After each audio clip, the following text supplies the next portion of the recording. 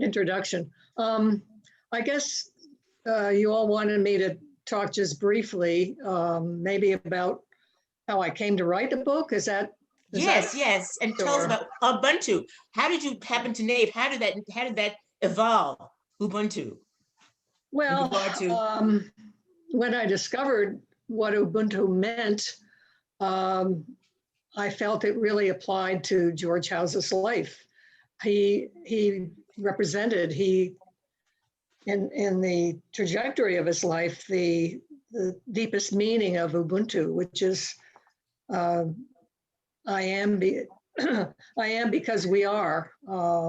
It's an African philosophy that is deeply embedded in the culture. And I was told by a friend who went to South Africa that's actually a part of South African law.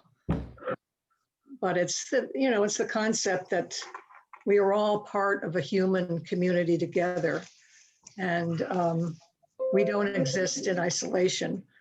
I wish we had that as our own philosophy in this country. Unfortunately, we don't. So I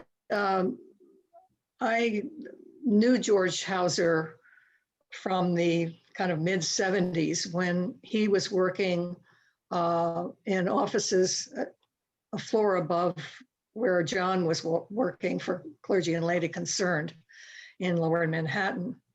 And I knew him then just as kind of the authority on Africa, but I didn't know a lot more about him. But over the years, our paths kept crossing through mutual movement events and individuals. And I invited him one time to speak at my university where I was teaching. And he told the story of his trip with the Polisario. And I found it so interesting that I thought, well, this is the opening for a book that I want to make my project on retirement. So I decided to do it and asked him if anybody else had written his story or if he was thinking of writing it. And he said he'd always been thinking of writing it, but never got around to it. So I decided to set out on what turned out to be a very long journey with several interruptions, but it took me over a dozen years to research this book because the files, he kept everything and his files are voluminous. The ACOA files themselves are housed at Tulane University and they're the largest collection in the university's archives, 165 boxes of files. And then there are files at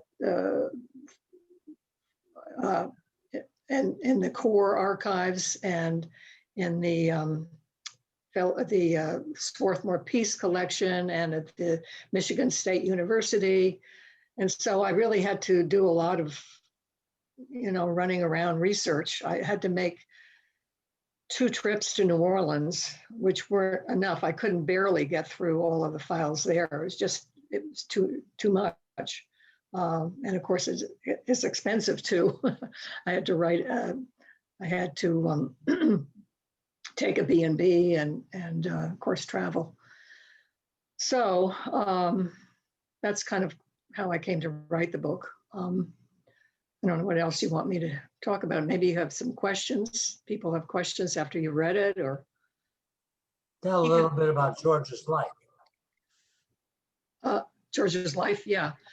Well, George was a pioneer, really, an early modeler of nonviolent direct action tactics, long before the modern civil rights movement. And he also was an early supporter of the African liberation movements at a time when the only other organization that had taken an interest in South African liberation was destroyed by the Justice Department because of its communist affiliations. So he saw early on, before anybody else in the country saw the possibilities or the future of Africa, the future of African liberation. And on his first trip to Africa, he went around to each country looking for signs of incipient rebellion or protest against colonialism, and came back and wrote about it. He started his first attempt to provide support for the African liberation movements, or for the anti-apartheid movement rather, was through an organization he founded, Americans for South African Resistance, which he began corresponding with the ANC leaders and learned that they were planning a defiance campaign. And as a result, he formed this organization with other kind of liberal civil rights activists and raised some money for the campaign. And when the defiance campaign was eliminated by the South African government through severe repression, he decided to form another organization, which became the American Committee on Africa. But prior to that, he was involved in the civil rights movement. In the early 1940s, he was leading with Bayard Rustin and James Farmer civil disobedience campaigns all over the North and border states. At that time, of course, in the North, segregation was supposed to be illegal, but in many places, Blacks were being discriminated against. And so he was asked, actually, before that, even before his core work, he had been a pacifist resistor to the draft leading up to World War II. And he spent almost a year in prison with 7 other students from Union Theological Seminary who were also radical draft resistors. And while he was in prison, he and his comrades protested against the apartheid inside the prison and the petty authoritarianism, and their actions eventually led to COs in other prisons protesting segregation in the prison system and opening it up somewhat. So he had a very varied career and lived such a long time. He died at the age of 99, that his career spans the World War II, the early civil rights movement, and the entire history of the anti-colonial movement in Africa.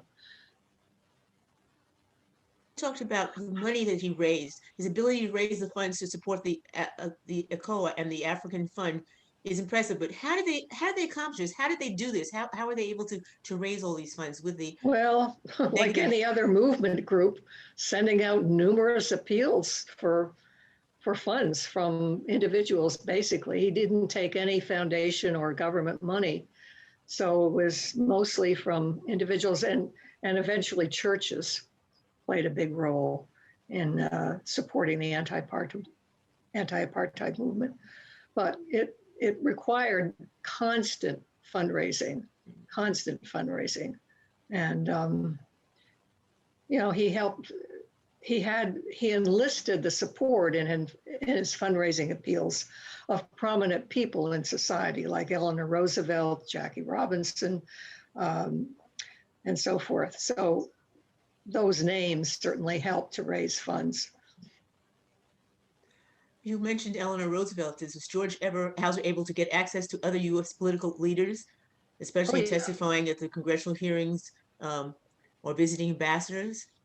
Oh, yes. A large part of his work was testifying before Congress, before the UN, and introducing African leaders to members of the US government, including senators and so forth. So yes, he had a lot of contact like that. And you spoke about it being as a pacifist. And from how was he able to, the movement, he believed in, he was a pacifist, but how did that go along with his idea of the armed struggle in Africa, and as a pacifist, and him, becoming involved in this because he was such a pacifist, and he was a conscientious objector? Well, he actually wasn't a conscientious objector. That's the mistake that a lot of people make. The Union 8, as they were called, actually refused conscientious objection because they felt that was still contributing to the war machine. So he actually resisted signing up for the draft. As a CO, you had to sign up for the draft, but as a CO. I'm sorry, what was your your other question?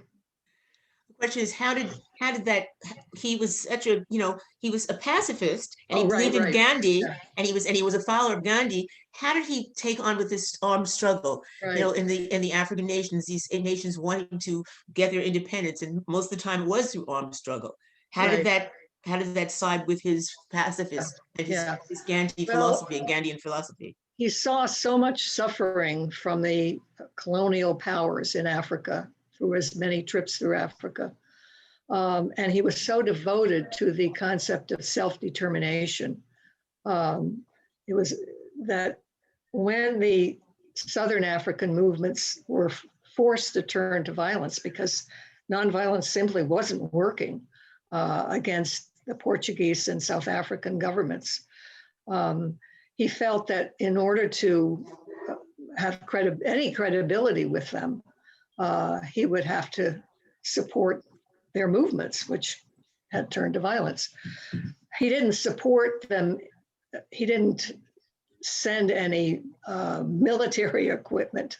All the support he gave was non-military in the form of support for refugees and for political prisoners, books and medicines and so forth. And he himself remained a pacifist and remained committed to it, but he saw no other way when the movements saw no other way themselves. What was his relationship with Mandela and Nyerere and some of the other African leaders? Well, I mean, Mandela was in prison most of the time. Hauser was at work in Africa. But when Mandela was released, they had a meeting in Pretoria. And there's a picture that was shown in the slideshow of the two of them together. He also spoke on a platform with Mandela and represented Mandela at an event at which Mandela couldn't attend, and Mandela asked him to represent him instead. But the other African leaders like Nyerere and so forth were, he was very intimate with them. He introduced them on the world stage. He was really instrumental because at the beginning of this work, nobody paid attention to these African leaders. They had no ability to be represented at the UN. They had no offices in the US. And so the ACOA made its offices and its staff available to them so that they could write their petitions to the UN in their offices. And he introduced them to United Nations officials and to American government officials, and in that way gave them kind of legitimacy on the world stage. But he, as I said, he knew all of them intimately, and he had many, many meetings with them every time he went to Africa, and also entertained them in his own home in Rockland County. and itinerated them, many of them, through the United States, offering them speaking platforms to American audiences. How about Polisario? Polisario, well, as I say in the book, he traveled with the Polisario twice across the Sahara, across the Western Sahara Desert, in the middle of their fight against Morocco for independence. It was a very harrowing trip, and they could have been killed. Unfortunately weren't, but that was another one of his adventures. The book alludes to the constant corrosive presence of the CIA in Africa. Can you comment on what you found in your research about the CIA's presence and Hauser's understanding of their role during the freedom struggle in Africa? Well, the U.S. from the beginning beginning of the Cold War was always fearful that the Soviet Union would gain more traction in Africa. Excuse me. And so after the Portuguese coup, they became even more fearful that the African independence movements would turn to the Soviet Union for help, as many of them were actually doing. And so they interfered every way they could. They began to fund two of the African leaders that Hauser had supported, Tom Mboya, who was a very prominent labor leader in Kenya, and Holden Roberto from Angola. They were instrumental in the assassination of Lumumba. They also, when Hauser initiated the American Negro Conference, American Negro Leadership Conference in Africa, which was an African American led lobby group for policy change in Africa. The American Negro Leadership Conference moved out of ACO offices to another very plush set of offices a few blocks away. And it was later learned that the CIA had been funding that, that organization. So the CIA had its hands in a lot of things. Unfortunately, I tried to get files from the Freedom of Information Act. I looked for George Hauser's files, and they said they had been moved or destroyed. So I couldn't find out whether and to what extent they had been surveilling him the whole time. We do know that the FBI, he was constantly under FBI surveillance, but unfortunately, by the time I got to writing this, the CIA was non-responsive. Yes.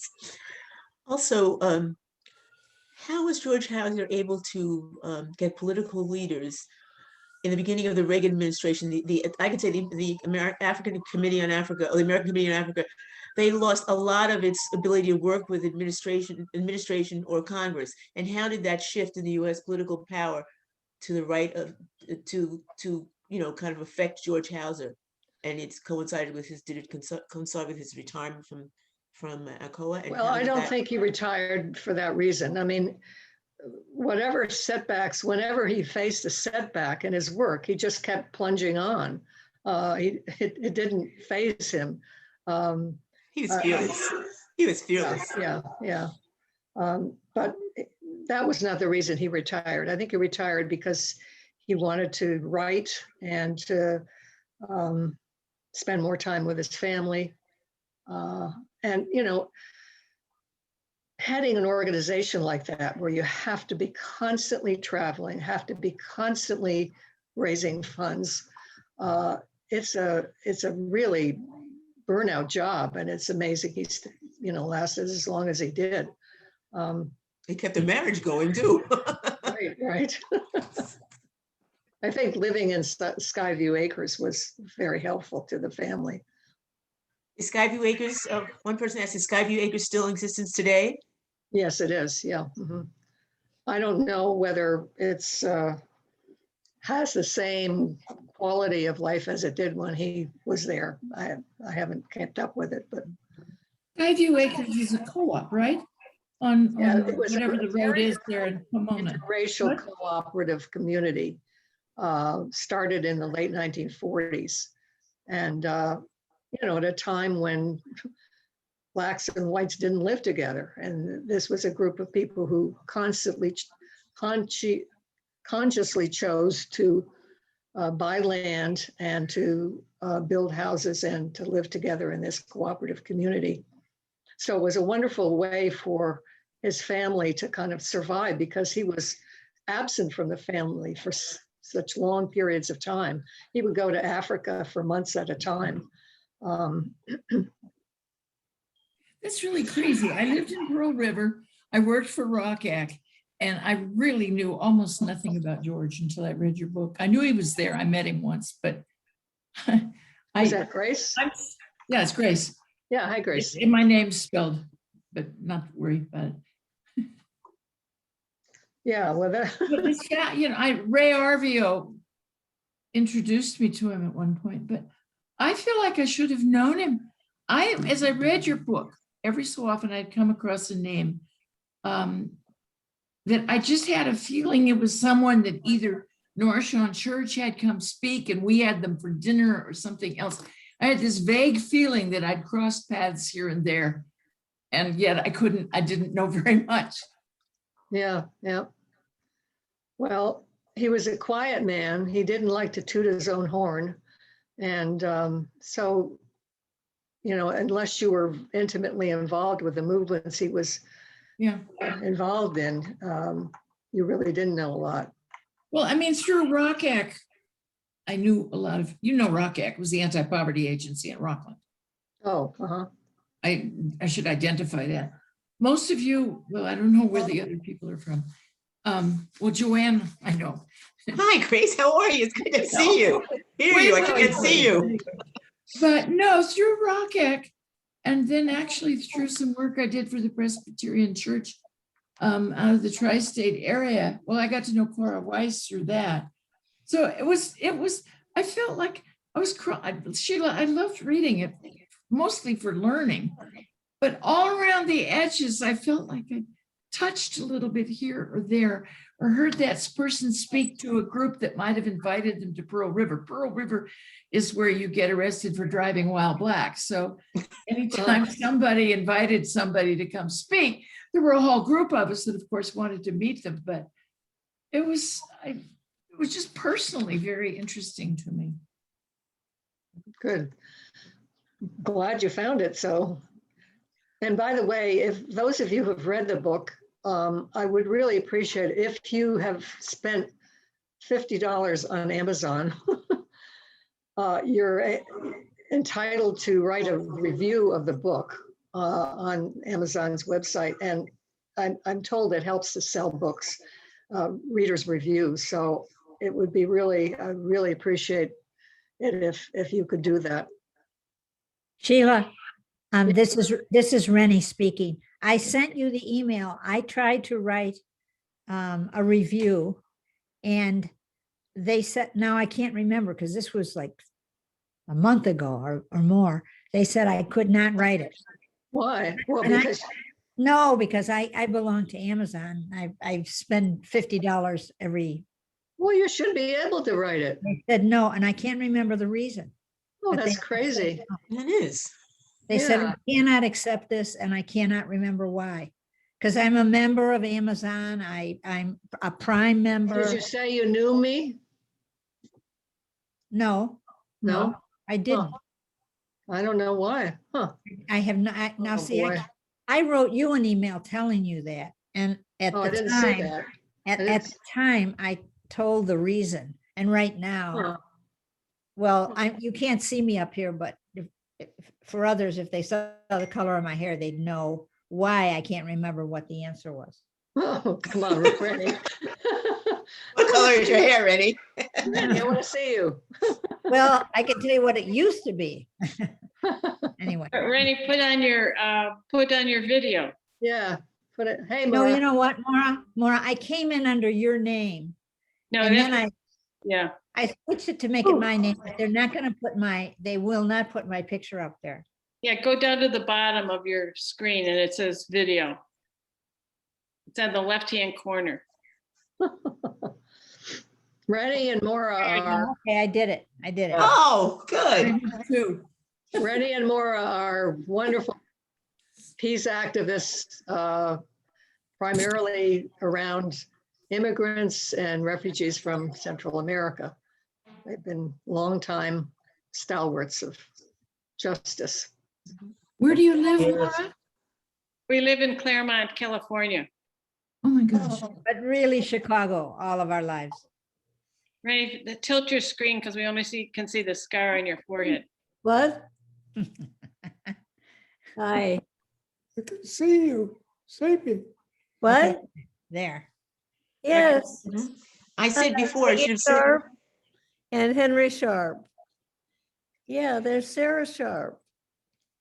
Oh, Yes. Sarah. Well, this is good to meet you. Sheila, I have a question.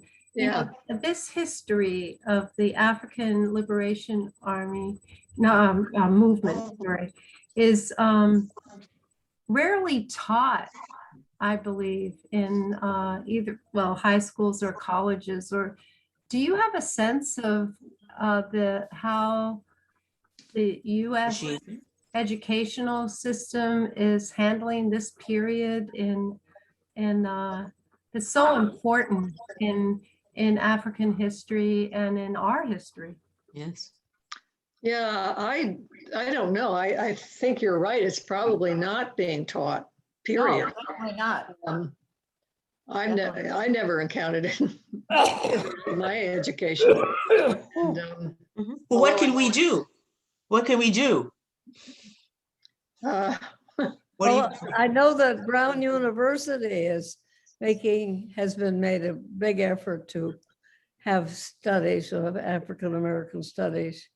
Well, yeah, I mean, High school, what about high school? universities have African American studies, but it's mainly around the civil rights movement. I haven't heard of any courses on the anti-apartheid movement or the anti-colonial movements, although there may be. I just don't know. If I Wasn't can- wasn't the African taught, or the history taught through the demonstrations by students, and that's how it got to in the universities, a part of the university campuses, yes. and got professors? Well, maybe Yes. that's the Black Lives Matter. We ought to talk to them. Right, Talk about right. going to the universities and the schools and making that Yeah, an issue. no, that's a good And suggestion. organizations that we all are involved with. If I can step in here, I'm a professor at Fordham University in the Bronx. Okay, And I invented a course 3 years ago called The Evolution of Revolution, and which the central contention is revolutions can no longer be violent. It just doesn't work. But we can learn from nonviolent revolutions, like basically the South African Revolution had mostly nonviolent components, the boycotts and the toy and so forth. And my students have never heard of them, but they see this happen because there are wonderful videos of it. And that's just one course at one college, but we're becoming more aware of the rest of the world. We were so cocooned in this country for so long, and now we're becoming more aware. I don't know if they're coming more aware, but. I hope so. Sheila, your friend Richard Lapchick, who supports diversity, and we are very interested in doing something about it in the William Sloan Coffin this year. And here, in apartheid, the sports boycotts there. And that's one of the things, sports activism, when you see people, young people today, like Ethan Thomas, who we've been talking about, and these LeBron James who are taking the knee and getting young people because they have the platform. And unfortunately, we listen to these young people. So what can we do? I mean, it started back there in South Africa, and now it's beginning to come again. And we know that Ziran, who's this marvelous writer for The Nation, who's going to be our keynote speaker in October about sports and the gender bias, the race bias, all the different avenues of biases that we can deal with in sports, and what's happening today. And you saw apartheid sports movement too, and in Hauser. And do you feel that his relationship with George Hauser, that the apartheid sports boycott and the role of George Richard Lapchick in your book, who promoted, and what a wonderful critique of your book, in relationship with George Hauser, how is that going? And you think about today and what's happening in the present sports field. Yeah, well, Lapchick was really, I mean, for the US, the pioneer in this thing, sports discrimination in this sports arena. And I think, I mean, his story is incredible too. I don't know whether you know, but when he was a young man, 32, and teaching at a university, I think it was in Virginia, he was attacked in his office by some racists, severely injured, and they carved the word nigger on his abdomen. Oh my God. Yeah. So he really paid a price, but he's written widely about this. And I think if you want another speaker, he would be a wonderful one to have.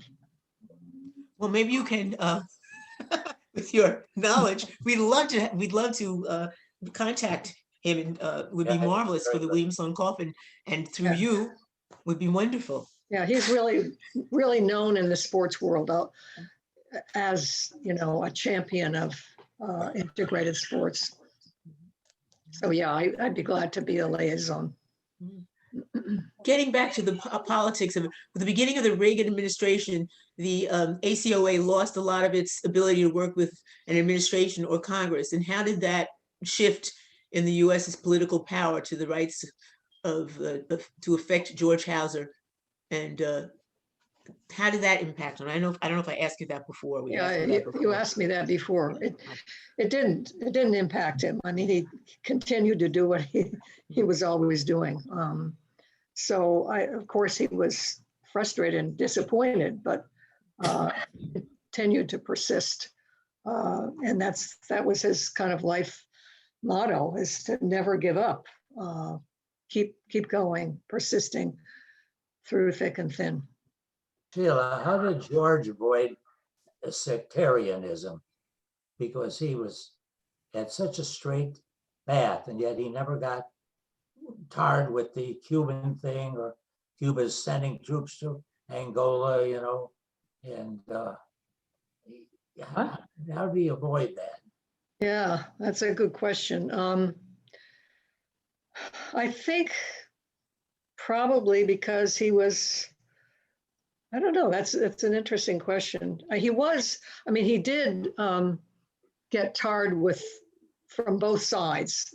He was accused of being a front for the CIA by Marxist elements and rumors that spread around the Marxist world.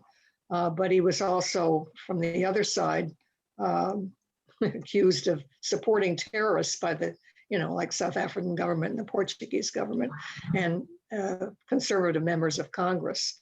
So he didn't avoid that, but he kind of seemed to rise above it.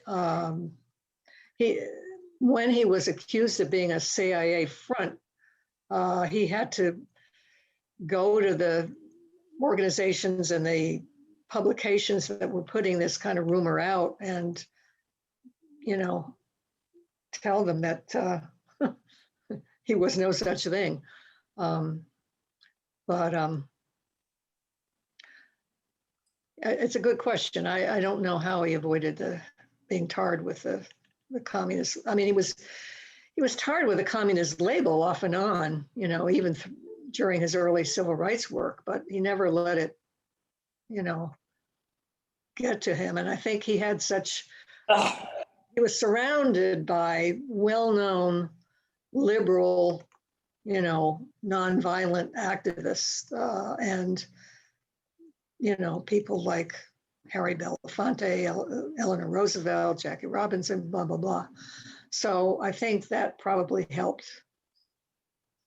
him, you know, to avoid sectarianism.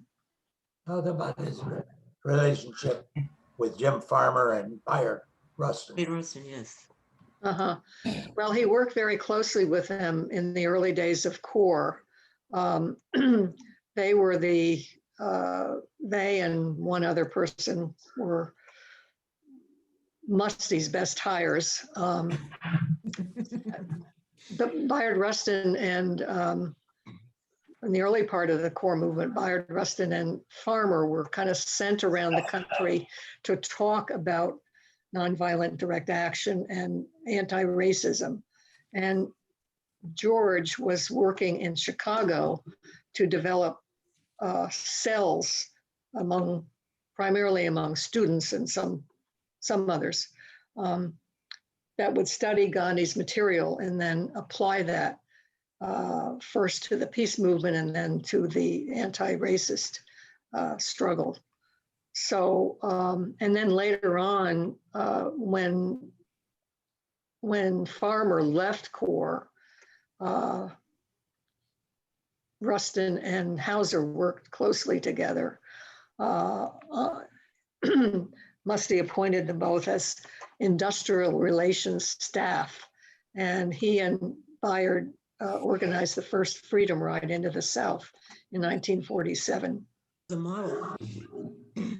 So he was very intimately involved with the two of them, and he later married Farmer's to his wife, and spoke at Farmer's memorial service. Did he ever become involved in electoral politics, ever? No, he attempted to get the Democratic Party to adopt some language about Africa in their platforms. And the first time it was unsuccessful, and the second time it seemed to be successful. But that's the extent. He didn't really get involved in electoral politics. He didn't think that they were really a road to a legitimate source. Sheila, Well, you know, yeah, may I ask a question? sure. Okay, it's Win Armstrong. Sheila, did you see in the archives any description or report that George made on conversations with Mandela or Roberto when they were thinking about whether or not to adopt violence as a tactic? Yeah, unfortunately, I didn't. I didn't have the time to go through all the correspondence files. Neither the time nor the money. I ask because, I mean, as you know, George and I were friends, and I wasn't part, well, I was a member with the American Committee on Africa, but I was working in other domains and also very involved in the kind of thing that he was doing in terms of introducing the Nyerire's and the Mboyas and the Tambos and the Robertos to people in this country. Mhm. And in 1957 in Johannesburg, I was privileged, in a sense, lucky. It just worked out in what was then the law offices of Mandela and Tambo to have a long conversation. They were thinking at that point about whether to go the violence, whether they had to go the violence route. Oh, wow. They have many reservations because they more or less understood that you reap what you sow. And they didn't want violence to be a part of the way that people thought they needed to deal with society when in fact they achieved this. But they also recognized, as you very well put, that in a society where they were, they felt that the South African government and the South African forces would not respect the nonviolence.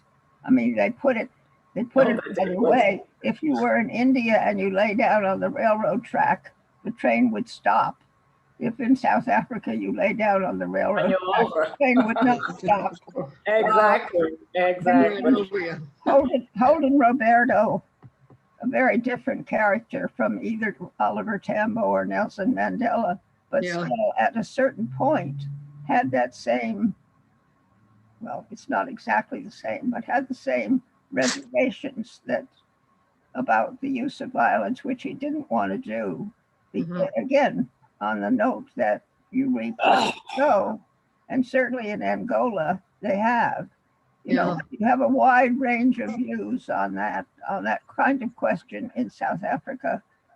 I'm not as familiar with Angola and the various layers of society, but I think there was far less ambivalence about that before and after. And ultimately Holden went that route too. So, but I would be very interested, because I'm sure, since George was also good friends with those people, that they probably had those same conversations, or similar conversations. And I don't know whether George would have recorded it. It's the kind of conversation you record in your notes and your diary, but you don't necessarily publish. Yeah, well, I read all of his journals, his personal journals after his Africa trips, and I didn't run across anything like that. Now, whether it was in the correspondence, I don't know, because I wasn't able to get to all those files. I don't think it's the kind of thing they would have written back and forth about nearly as much as they might have been talking. Exactly. Yeah. Do you have more questions or more statements? I wanted to read, Sheila, a part of his analysis that's on your book in page 224 about the difference between the civil rights movement and the African liberation movement, that I thought was kind of really relevant today. And I was wondering if you would comment about it. This was, after Carter was elected president, Andrew Young became the American U.S. ambassador to the United Nations, and there was a lot of hope around that. And they ran into a lot of, pretty much the same U.S. policy towards the African liberation movement in the Carter administration that was prevalent before, although there were some shifts. And he said, if the U.S. policy is to be relevant to the liberation struggle in Southern Africa, it cannot cling to the hope that changes will be brought about by remedial reforms in business practices, which will bring the Black population into the system. To still hold to this philosophy is to delude the American people, to attempt to delude the Africans, and to lead toward national strife, with the U.S. again backing up a white minority intent on preserving its position in power. And when I read that, it just kind of a light went off in my head. That's the kinds of conversations we're having right now with the reform versus defund the police, reform versus changing the undergirding of a system.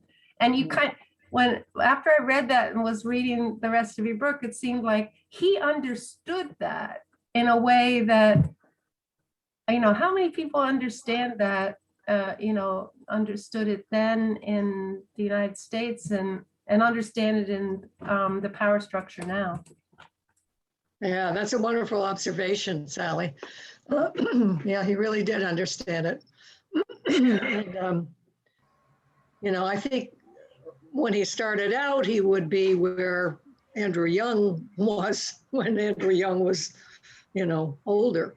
But he understood that he had gone beyond his understanding of what was taking place in Africa, had taken him much beyond the kind of liberal civil rights accommodationist, perspective.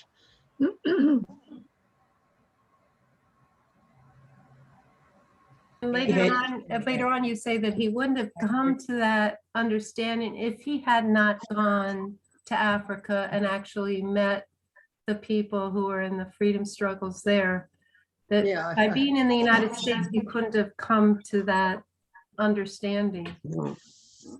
Probably not. I mean, maybe given the Black Lives Matter, he probably, if the Black Lives Matter movement had been much earlier, maybe he would have understood in the US. But although the Black nationalist movement was active in the Yes. 60s. And I think he understood that then too. He actually, he was criticized by some Black nationalist movements for being kind of too liberal, white, nonviolent, nonviolent white man. But he actually tried to, work with Black nationalists. Early on, he met with Malcolm X, but Malcolm X rebuffed him. And later on, he worked with Alambe Braff, who he invited onto his board. Alambe was known as. Yes. Yeah, I know. Yes. Yes. Did he ever meet with the Panthers? I don't know if he ever met with the Panthers, but a former Panther spoke at his memorial service. So.